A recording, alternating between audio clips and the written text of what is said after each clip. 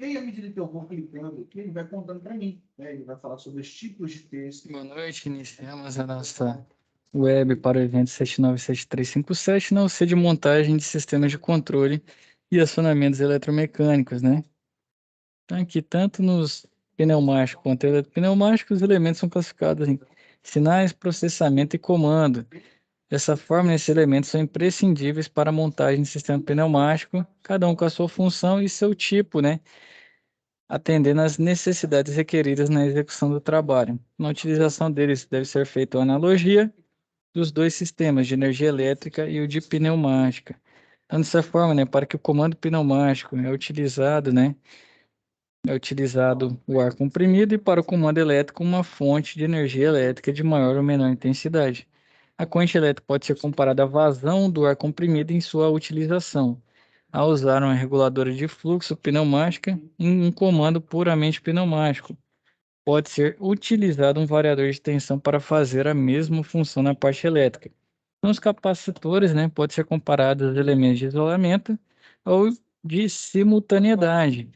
Já os acionamentos por piloto, né, realizados pela ação do ar comprimido proveniente de um sinal preparado pelo circuito e emitido por outra válvula, podem ser considerados em sistemas pneumáticos os mesmos feitos por meio de bobina, né, que é uma solenoide, em sistemas eletropneumáticos. Esses elementos são classificados em comando direto e indireto, e a classificação define o modo de força de acionamento durante a mudança, né, dessas válvulas direcionais. Então, esses elementos de sinais, né, responsáveis pelos acionamentos das válvulas direcionais, em contrapartida, eles, né, que emitem os sinais para mudar a posição da válvula e dar direcionamento do fluxo de ar para os atuadores. Então, temos os musculares, né, são os que dependem única e exclusivamente da decisão do usuário como modo de segurança. Então, são conhecidos como válvulas de painel, pois são dispostas de tal forma que facilitem a própria operação. Os principais tipos de acionamento musculares são por botão, por alavanca ou por pedal. E tem o acionamento mecânico, né?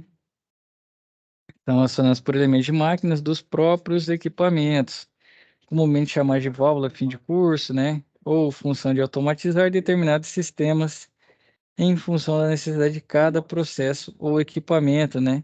Realiza uma sequência operacional. Então, o comando de acionamento é feito, né, através do contato mecânico. E os principais tipos de acionamento são de pino, rolete, gatilho, né? Para as válvulas que dispõem de acionamentos mecânicos, estes devem estar os mais próximo possível do mecanismo acionador para poder ter efetividade de seu funcionamento. Outra particularidade é que tanto o acionamento mecânico por pino quanto de rolete somente aciona com um toque físico, já o de gatilho, né, poderá ser acionado em um único sentido, deixando um dos sentidos de ser acionado. Temos acionamentos elétricos, né, efetuados por meio de sinal elétrico, um botão, chave de curso sensor. Então, cada tipo de funcionamento, botoeira, né, chave elétrica acionada de formato manual, a gente aperta e ela fecha um contato, né. Então, tem um contato aberto e outro fechado, e podem ser do tipo de pulso ou de trava. De pulso é que cada vez que você aperta, né, ela vai comutando essa posição. E a de trava é que você aperta, ela segura aquela posição até que você aperte de novo, certo? As botoeiras por pulso tem uma mola que faz, né, que a faz retornar ao seu estado inicial após o pulso. Já a de trava não possui a mola e mantém essa posição travada. Tem a chave fim de curso, né? Acionamento elétrico com a diferença da forma como são acionadas, né? O acionamento ocorre por elementos mecânicos. O acionamento dessas chaves podem ser do tipo pino, rolete mecânico ou rolete escamoteável. Tem os sensores de proximidade, né? Considerados acionamentos elétricos, assim como as chaves de fim de curso. São instalados da mesma forma que os acionamentos de fim de curso e têm como finalidade limitar ou dar sequência em outro comando, né? Os sensores podem ser classificados em capacitivos, indutivos, óticos e magnéticos. Os processamentos de sinais, né? Esses elementos processam as informações emitidas pelos sinais e realizam tanto o comando pneumático quanto o elétrico para os componentes pneumáticos, como as válvulas, né, direcionais, realizando assim a função dos atuadores. Estão classificados como elemento de processamento pneumático elétrico, as válvulas de isolamento, as válvulas de simultaneidade e os temporizadores pneumáticos, os relés auxiliares, os contatos de potência, relé, temporizador e contator. Então tá aqui uma válvula de isolamento, né? Uma válvula ou um ou outro. Aqui a simbologia dela no ladinho direito aqui, ó. São as que tem duas tomadas de pressão e uma de utilização. Então qual que você vai utilizar, né? É uma ou outra, certo? Temos a válvula E, né? Tem duas tomadas de pressão e uma tomada de utilização. Então, essa de simultaneidade, né, permitirá a passagem do ar se as duas tomadas estiverem com pressão. Se for só uma, né, a válvula fica bloqueada e não realiza esse comando. Tá aqui o símbolozinho dela. Por isso, essas válvulas são bastante utilizadas como meio de segurança, né? Então, tá aqui um exemplo específico da aplicação de válvula, onde se requer, por meio de segurança, a utilização das duas, né? São as prensas ou guilhotinas pneumáticas. Temos temporizador pneumático, né? Ele retarda um sinal pneumático para acionar outro elemento. É totalmente pneumático e pode ser encontrado no mercado em dois modelos, normalmente aberto ou normalmente fechado. O tempo, né? Você vai ter uma manoplinha lá que você regula para mais ou para menos o retardo em segundos. Relé auxiliar, né? Acionamento dos contatos, uma bobina utiliza para acionamento de seus contatos uma bobina eletromagnética. São dispostos em abertos e fechados. Ao ser ligada a bobina, os contatos abertos fecham-se e os fechados abrem-se. Temos os contactores, né? Muito parecido aí ao relé auxiliar. Na sua aplicação dedicada a acionamentos de potências mais elevadas por serem capazes de suportar maior corrente que os relés auxiliares. Também chamados de relés contatores, né? Tem a função de realizar uma contagem e fazer o seu registro. Então, é relés contadores, né? Cada vez que sua bobina for energizada ou receber um pulso de um sinal de entrada, seja um sensor, né, uma chave fim de curso. E temos os relés temporizadores, né? Eles fazem o controle de tempo de curta duração que tem a finalidade de fornecer um sinal de saída conforme a sua função e tempo ajustado no seu cursor. Temos as válvulas direcionais, né? São elementos pneumáticos de passagem, né? Elementos que direcionam o ar comprimido dando a função específica para movimentar os atuadores lineares e rotativos. Para entendimento, né, as válvulas direcionais são caracterizadas pelos números de vias, números de posições e tipos de acionamento. Então, os números de posições, né? As válvulas direcionais pneumáticas são descritas com posições em forma de quadrado, que representam as quantidades de movimentos que a válvula executa, né, conforme os seus meios de acionamento. A simbologia das válvulas sempre são representadas por retângulos e subdivididos em quadrados que são identificados como posição. Então, aqui está simbolizando uma válvula de duas posições e do lado uma válvula de três. O número de vias, né? Nada mais é do que a quantidade de vias de trabalho que essa válvula possui. Tais vias são denominadas assim pela quantidade, né, de realizações de trabalho. Isso é, né, são vias de conexão de pressão, de utilização e de escape. Normalmente as válvulas podem ter 2 a 5 vias e são representadas por seta na direção do fluxo, por um triângulo no sentido de escape e assim como um símbolo de passagem bloqueada, né? Aqui, ó, uma válvula direcional de 2 por 2 vias. Então, tem 2 vias e 2 posições, né? Só tem 2 retângulos. Então, a válvula de 2 por 2 vias funciona como liga e desliga. As válvulas consideradas de fechamento, que possuem uma conexão de entrada e uma conexão de saída de pressão, são caracterizadas dessa forma por ter 2 vias e 2 posições, onde uma das vias pode ser bloqueada ou não.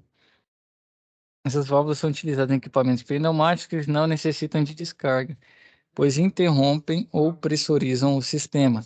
Então, pode iniciar normalmente fechadas e após acionamento liberam um fluxo ou de forma inversa, né? Essa válvula possui 2 pontos de conexão, é de alimentação de pressão, né? Ou ponto de conexão que seria o A, né? Que é o P, que é a alimentação, ou A, né? Que é a via de utilização conforme esse exemplo aqui, ó, normalmente fechada, e a outra normalmente aberta. Então, que normalmente fechado o fluxo não está passando na posição que está a entrada da pressão, na alimentação da pressão e a descarga. E aqui na outra normalmente aberta porque já está alimentada. Temos as 3 por 2 vias, né? Normalmente são responsáveis por operar os atuadores de simples ação, como cilindros, assim como as válvulas duas por duas vias, né?